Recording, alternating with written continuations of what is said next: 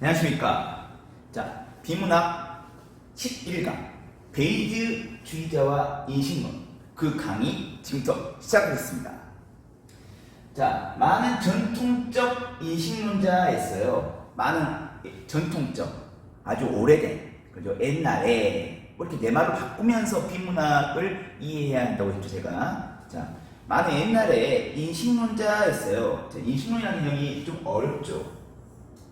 자, 우리가 철학에는 총 4가지 분야가 있습니다. 철학. 뭐 듣기만 해도 여러분 벌써부터 머리가 아프죠. 자, 철학에는요, 뭐가 있냐면 존재론이 있고요. 그다음에 인식론이 있고요. 그다음 가치론, 마지막으로 논리학이 있습니다. 존재론은 무엇이냐면 우리 인간 존재가 무엇이냐라는 겁니다. 인간은 어떤 존재인 거냐? 뭐 이런 거예요. 그리고 인식론은 우리 인간이 어떻게 지식을 얻어나가는가, 그죠? 그런 방법들에 대해서 연구하는 철학 분야고요. 그리고 그 다음에 가치론 같은 경우는 우리 인간이 하는 행위가 어떠한 것이 윤리적인 가치가 있는가, 어떤 것이 올바른 것인가, 그에 대한 어떤 연구를 하는 것이고요. 마지막 논리학은 여러분이 들어봤을지 모르겠지만 귀납법, 면역법, 이런 어떤 논리적인 것, 우리 생각의 어떤 흐름, 그죠? 어떻게 하면 진리를 이끌어낼 수 있는가, 뭐 이런 것들을 연구한 학문입니다. 그 중에 이제 인식론이죠. 옛날의 인식론자, 즉 옛날에 지식을 인간이 어떻게 알아내는지를 연구했던 철학자들이죠. 그죠? 우리 인간이 지식을 얻는 건 여러 가지 있겠죠. 그죠? 그래서 이제 그 어떤 특정한 어떤 명제가 있어요. 특정한 문장이 있습니다.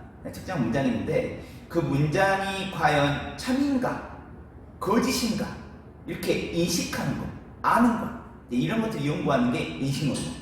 그렇죠. 그래서 이런 많은 전통적 옛날의 어떤 참과 거짓을 파악할 수 있는 방법을 연구했던 철학자들은 이미 아무렇게나 주어진 랜덤의 명제. 자, 이 명제라는 개념 앞으로 여러분 제 강의에서 꼭 알아두셔야 할 개념입니다. 명제라는 것은 뭐냐면 어떤 하나의 문장인데 그 문장이 참인가 거짓인가를 판단할 수 있을 때 이걸 명제라고 해요. 알죠? 그럼 선생님은 잘생겼다, 이런 명제가 주어졌어요. 그럼 여러분 대부분 보는 여러분들은 다 거지 뭐 이러겠죠. 실망, 그렇죠? 그래서 이 명제라는 것은 어떤 하나의 문장이 주어졌을 때 그것이 참인가 거짓인가 그걸 꼭 판단할 수가 있어야 합니다. 그렇죠? 그래서 이런 명제에 대해서 우리가 3가지 믿음의 태도 중 하나만을 가질 수 있다고 보아요. 전통적 인식론자들. 그러니까 전통적 인식론자들은 어떤 문장이 주어졌을 때 우리가 그거에 대해서 3가지 중 하나의 믿음을 갖는다는 거예요. 그 3가지 믿음은 뭐냐면 뒤에 나오겠지만 여러분 비문학은 그래요. 어떤 하나의 문장이 주어졌어요. 근데 3가지 믿음의 정도? 그게 뭐지? 하면 그게 뒤에 나옵니다. 이렇게 우리가 항상 비문학 읽을 때는요, 자기 스스로 질문을 던져보고 그에 대한 해답을 지문에서든 여러분의 어떤 배경식에서든 찾아가면서 읽어야 돼요. 자꾸 생각하면서 읽어야 합니다. 그게 제 어떤 비문학 강의의 어떤 쭉 흐름이죠. 그렇죠? 생각하면서 읽기. 그래서 이제 선생님의 비문학 강의를 들으면서 여러분이 어떻게 하면 지문을 생각하면서 읽을 수 있을 것인가, 어떻게 생각하는 방법들이 있지? 그런 방법들을 하나하나 여러분이 배워나가는 것이 비문학 읽기 전략입니다. 그렇죠? 그 중에 하나 뭐예요? 스스로 질문해보고 답해보는 방식이에요.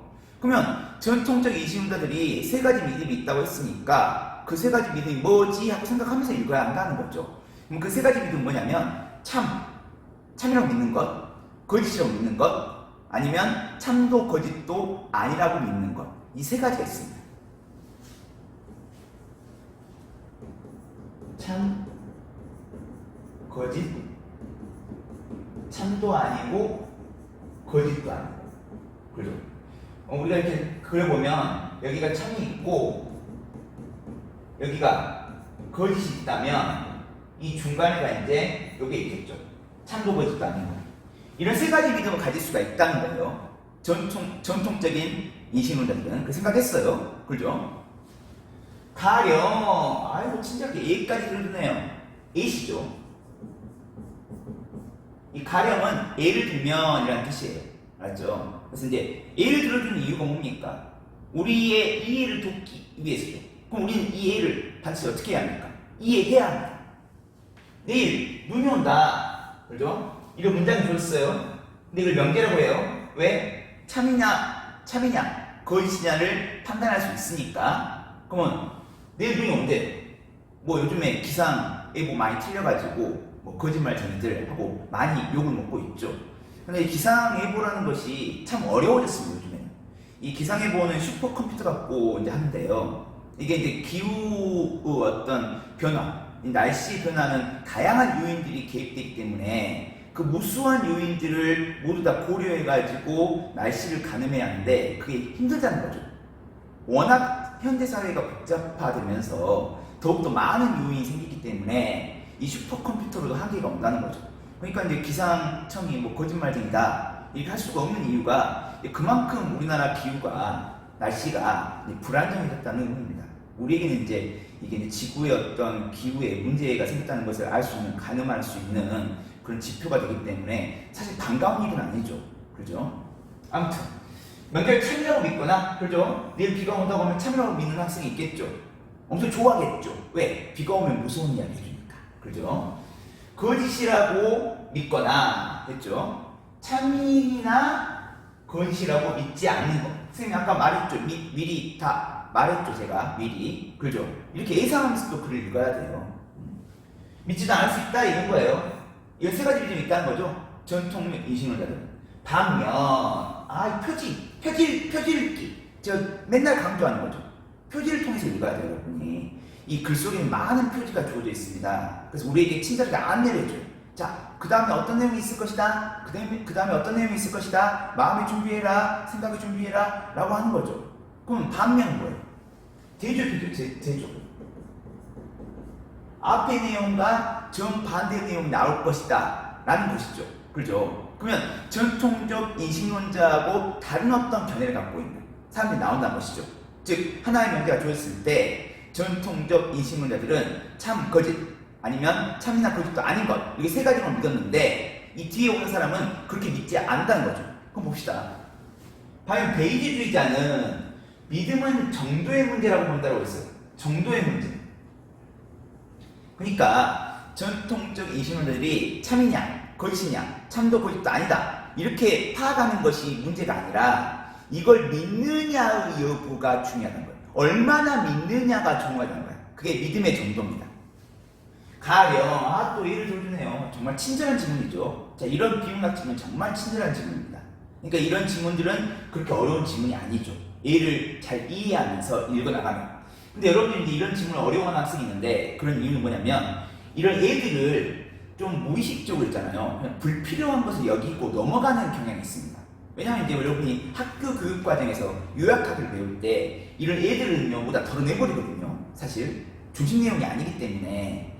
근데 이 애가 정말 글을 이해할 때는 정말 중요해요. 정말 이 애를 이해하지 못하면 그 내용을 이해할 수 없다고 할 정도로 그만큼 애라는 건 중요해요. 그리고 애를 주어준다는 것은 무슨 의미냐면 이 지문을 작성한 사람이 좀 어려운 내용이다 보니까 이 애를 제시하지 않으면 이 글을 이해할 수 없을 것이다 라는 전제 하에서 주어지기 때문에 더욱더 애를 깊이 이해하시고 넘어가야 합니다. 맞죠? 그래서 예시예요. 그죠?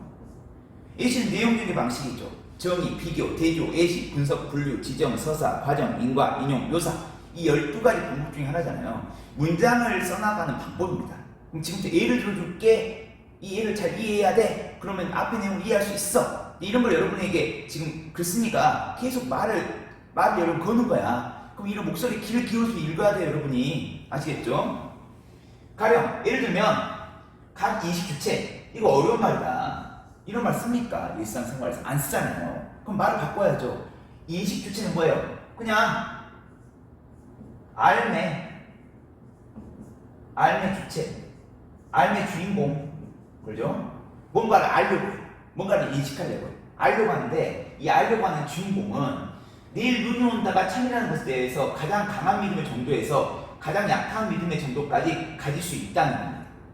그러니까 전통적 인식론자들이 단순히 이 명제는 참, 이 문장은 참 하고 끝내버렸다면 이 베이지주의자들은 이 참에도 있잖아요. 강한 믿음의 참이 있고 약한 믿음의 참이 있다는 거예요. 그러면 베이지주의자들은 전통적 인식론자들의 견해를 더욱더 세분화시켰고 더욱더 풍부하게 했습니까? 안 했습니까? 했다는 거죠. 그럼 이게 이제 여러분 문제에 나와요.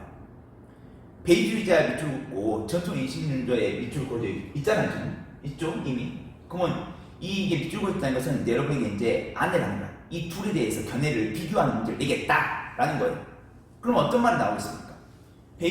니은은 기억의 견해를 더욱더 세분화시켰다 이렇게 나오는 거예요. 여러분 자꾸 비응상 문제를 풀다 보면 이제 이런 인식이 생겨요. 자연스럽게 글을 읽어 나가면서 이런 게 이제 중요한 거죠. 그래서 문제를 많이 풀어봐야 합니다. 그래서 이런 어떤 정도가 있다는 거죠. 이처럼 이것도 정말 좋은 고마운 표지예요. 뭐예요? 이건 결론 표지입니다. 이처럼 이제 결론 말해볼게 라는 거죠. 베이지주의자는 믿음의 정도를 믿음의 태도에 포함함으로써 많은 전통적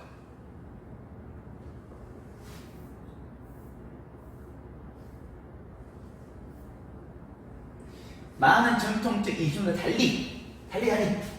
다르다고 대조라고, 그죠? 믿음의 태도를 풍부하게 표현한다 나오네요. 바로 풍부하게 표현한다고요. 자세히 표현한다 또는 세분화시켜서 표현한다 또는 정교화시켜서 표현한다 이런 거죠. 이해되시죠 여러분? 그럼 이렇게 이제 베이지주의자와 전통적 인식론자들의 어떤 견해가 대조가 됐습니다. 그죠? 그럼 이걸 딱 머릿속에 넣어놓고 계속 가봅시다. 우리 종종 항상 always 인미의 명제가 지 마음대로 주어진 어떤 하나의 문장이 참인지 그것이 새롭게 알게 된다는 거죠. 그죠? 선생님 수업을 통해서도 많은 참을 알아가게 되죠. 그죠? 이걸 베이지주의자의 표현을 바꾸면 그 명제가 참인지 거짓인지에 대해서 가장 강한 믿음 정도를 새롭게 간다는 것이다 라는 거예요. 여러분 저를 믿습니까? 믿으셔야죠. 네. 선생님 강의를 할 때 많은 어떤 자료를 조사해서 여러분의 제대로 된 지식, 참된 지식을 알려주려고 노력합니다. 저를 강하게 믿으십시오. 인지에 대해, 인지는 뭐야? 아는 것 또는 인식하는 것에 대해서 가장 강한 믿음 정도를 새롭게 간다는 것이다 는 거죠. 베이지주의는 이런 경우에 믿음 정도가 어떤 방식으로 변해야 하는지에 대해서 정교한 설명을 제공해요. 와, 더 나아가네요. 그러니까 이런 어떤 믿음의 정도를 여러분이 이제 갖게 되잖아요. 갖게 되는데 이게 나중에 변해야 하게 돼요. 변해야 하게 돼요. 그러니까 우리가 이제 예를 들면요. 여기는 이 중에 예가 안 주어져 있지만 우리 중세시대 때 이제 중세 강의를 할 때도 있을 건데 중세 때 이 지구가 중심이고 태양이 돈다고 믿었죠. 이게 천동설이에요. 천동설. 하늘이 돈다. 하늘이 움직인다. 천동설이에요.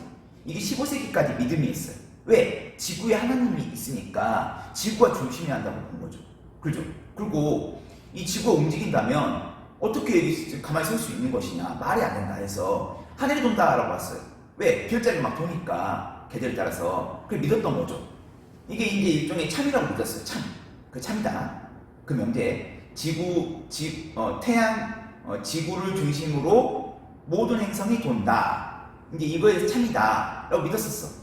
근데 이 나중에 코페르니쿠스라든지 갈릴레이가 등장해가지고 아니다. 지구가 돈다. 지동설을 주장했죠. 그러면 우리가 기존의 어떤 믿음의 정도를 갖고 있었어요. 천동설에 대해서. 그럼 이게 어떻게 돼요? 여기처럼 변해야 돼요. 변해야 돼. 그걸 계속 고집하면 안 돼요. 때로는 우리 참이라고 믿었던 것이 거짓인 경우도 있어요. 우리 인간은 계속 지금 탐구를 하고 알아가고 있으니까. 그죠? 그러니까 여러분이 어떤 참이라고 믿는 것에 대해서 고집하잖아요. 그럼 그게 고정관념, 아지, 독선입니다. 예, 그런 것들을 깨뜨려야 돼요. 이게 열린 시각이죠. 자, 아무튼 그에 대해서 베이비가 제가 이제 설명합니다. 어떻게 우리가 믿음의 정도가 바뀌어야 하는지를 두 가지를 갖고 두 가지를 통해서 이제 설명하거든요. 두 가지 그걸 파악하셔야 합니다. 이에 따르면 이 뭐예요? 우리 저번 시간에 했었죠. 지시어. 이런 지시어는 뭐예요? 이걸 바꿔야 돼요. 정교한 설명, 그죠? 정교한 설명을 제공한다며요. 이런 정교한 설명에 따르면 인식 주체가 특정 시점에 이미에 넘게 A가 있어요. A가 있어. 근데 이걸 참여 믿었어. true. 그죠? 믿었어요. 것만을 또는 거짓이라고.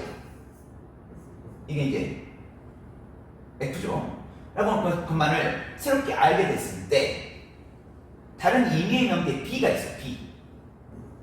B가 있어요. B에 대한 인식 주체의 기존 믿음의 정도의 변화는 조건화 원리에 적용을 받는다라는 거예요. 그럼 기존 믿음의 정도 변화는 뭐예요? 두 가지가 있죠. 우리가 원래 참여를 믿었었는데 거짓을 믿게 되거나 A 때문에 또는 원래 거짓이라고 B를 믿고 있었는데 A 때문에 참여를 믿게 됐거나 이 두 가지 중에 하나겠죠. 그죠? 네. 근데 이 조건화 원리에 적용한대요. 그럼 여러분 또 어떤 생각이 돼요? 아, 뒤에 조건화 원리에 대한 설명이 나오겠구나. 조건화 원리의 개념을 파악해야지. 이렇게 자꾸 이렇게 생각하면서 글을 읽어야 한다는 거죠. 그죠?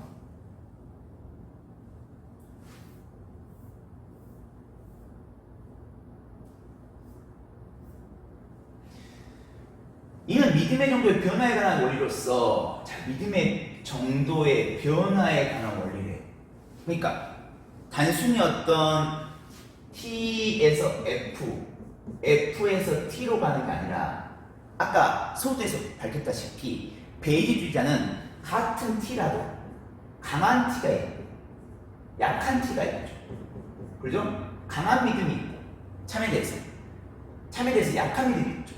이걸 바뀔 수가 있다는 거죠. 그죠? 만약 인식주체가 A가 참이라는 것을 새롭게 알게 된다면, 됐죠? B가 참이라는 것에 대한 그 인식주체의 믿음의 정도는 애초의 믿음의 정도에서 A가 참여한 조건하에 B가 참여한 것에 대한 믿음의 정도로 되어야 함을 의미한다. 라고 돼 있어요.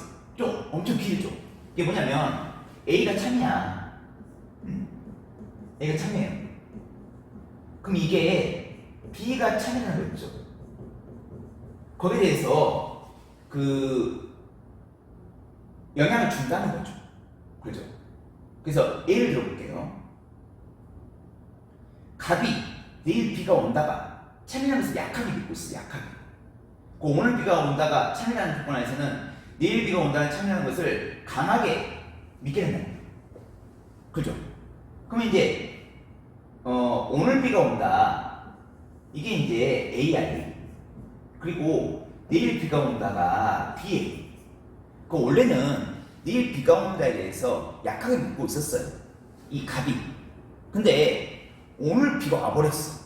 비가 오고 있어 지금. 그리고 하늘이 심상치 않아. 내일까지 비가 올 것 같아. 그럼 내일도 비가 온다라는 명제에 대해서 강하게 믿게 되는 거죠. 이 오늘 비가 온다라는 이 A라는 명제에 대해서. 그죠? 이게 이제 조건화 원리라는 거죠. 그죠? 그럼 믿음이 좀 변했죠? 원래 내일 비가 온다를 약하게 믿고 있었는데 이제 강하게 믿게 되는 거잖아요. 이걸 설명하는 게 베이지주의자의 정교한 설명이에요. 해보자. 조건의 원리에 따르면 갑이 실제로 오늘 비가 온다는 것을 참이라는 것을 새롭게 알게 될 때, 그죠? A라는 걸 알게 될 때 내일 비가 온다. 이게 B잖아요. 참이라는 것을 그 이전보다 더 강하게 믿게 된다는 거죠. 원래 약하게 믿었다가. 이게 믿음의 정도의 변화라는 거죠. 그게 합리적인 거죠. 합리적인 뜻은 뭐예요? 이게 이제 쉽게 말하면 올바르다. 그런 거예요. 조건을 새롭게 알게 된 명제가 동시에 둘 이상인 경우에도 마찬가지로 적용된다는 거죠. 그러니까 우리가 이제 A라는 걸 알게 되고 C라는 걸 알게 됐어요. 참여하는 것을. 그럼 이게 B에 영향을 준다 이거죠. 다만 이 원리는 믿음의 정도에 관한 것이지 행위에 관한 것은 아니라는 거예요. 그러니까 이게 믿는다는 어떤 강하게 믿는다, 약하게 믿는다 그런 정도지 어떤 그걸 뭐 어떻게 행동한다까지가 나가진 않는다고요. 그죠? 명제들 중에는 위에 예수처럼 참 믿고 새롭게 알게 된 명제와 관련된 것도 있지만 그렇지 않은 것도 있어요.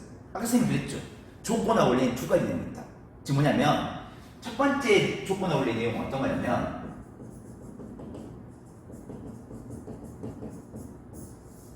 어떤 특정 A를 믿게 되잖아요. 그럼 이게 B에 영향을 주는 거야. 하지만 이제 이 다음부터 나오는 내용은 뭐냐면 특정 A를 알게 됐어요. 하지만 B에 영향을 주지 않아요. 왜? 전혀 관련이 없거든요. 관련이 없어. 아까 우리 위에 거 예를 한번 들어볼까요? 내일 비가 온다에 대해서 있잖아요. 예를 들면 선생님이 수업을 한다. 선생님이 국어 수업을 한다가 있어요. 선생님이 국어 수업을 한다고 내일 비가 온다고 무슨 관련이 있습니까? 아무 관련이 없죠. 선생님 국어 수업을 지금 하고 있다. 아니 참이라고 해봤자 내일 비가 온다가 참이라는 것에 영향을 끼칩니까? 강을 믿게 됩니까? 그런 게 아니라는 거죠. 자, 조건과 원리에 따르면 어떤 면이 참인데 그것이 새롭게 알게 되더라도 양보라고 했죠. 양보 표시라고 했죠. 그걸 인정한다고 하더라도 그 명제와 관련된 명제에 대한 믿음 정도는 변하지 않는다고. 변하지 않아요. 안 한다는 거죠. 예를 들어 위스처럼 갑이 오늘 비가 온다가 참여하는 것만을 새롭게 알게 되더라도 있잖아요. 그 관련 없는 명제, 다른 은하에는 외계인이 존재한다에 대한 그의 믿음 정도는 변하지 않아는 거죠. 왜? 이 오늘 비가 온다고 다른 은하에는 외계인이 존재한다. 이 명제가 서로 관련이 없어요. 그렇죠? 그러니까 믿음 정도 변하면 안 되죠.